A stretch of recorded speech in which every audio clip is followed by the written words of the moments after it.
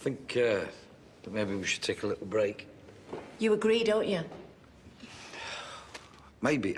No, I don't know. That's something. Yeah, all right.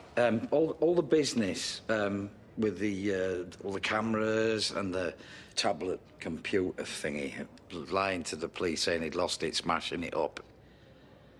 I'll admit, it's very hard to come up with an innocent explanation. Right.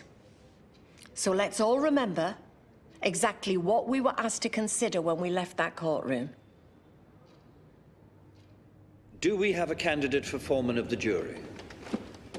We do, Your Honor. Very good. You may sit. Well, no doubt it's been a long day.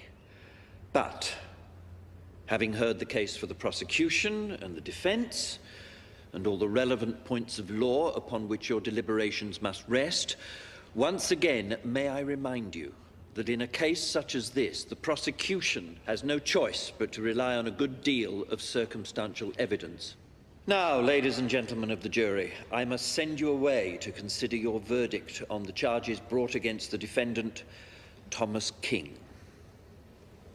Thank you. So, another show of hands. I think you all know the drill. On the charge. I'm sorry to interrupt, but before we do you mind if I say something? Of course. Thank you. When my daughter was a little girl, I remember her running in and excitedly informing us that she was getting married to Paul, the little boy from next door. Years later, when she was grown up and getting married for real, we reminded her of that day.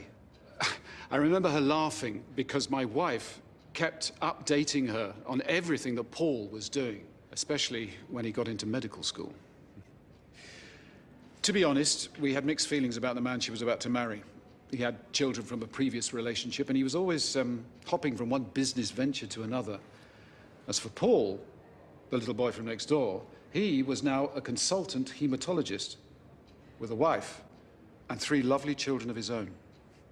Anyway, I'm very happy to tell you that my daughter and her husband recently celebrated their 25th wedding anniversary.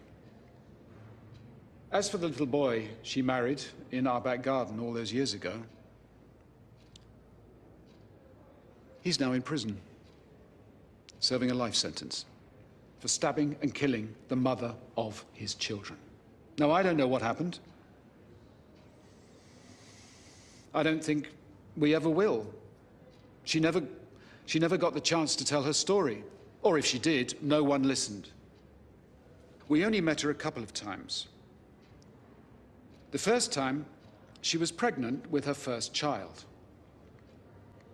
Everyone said that she was the sort of person, you know, who glowed. She lit up a room. But that day, she had this look in her eyes that we just couldn't explain. Then, years later, we bumped into them again. She still had that same look in her eyes. But this time, there was something else. It was like that light that everyone had seen before had just gone, disappeared.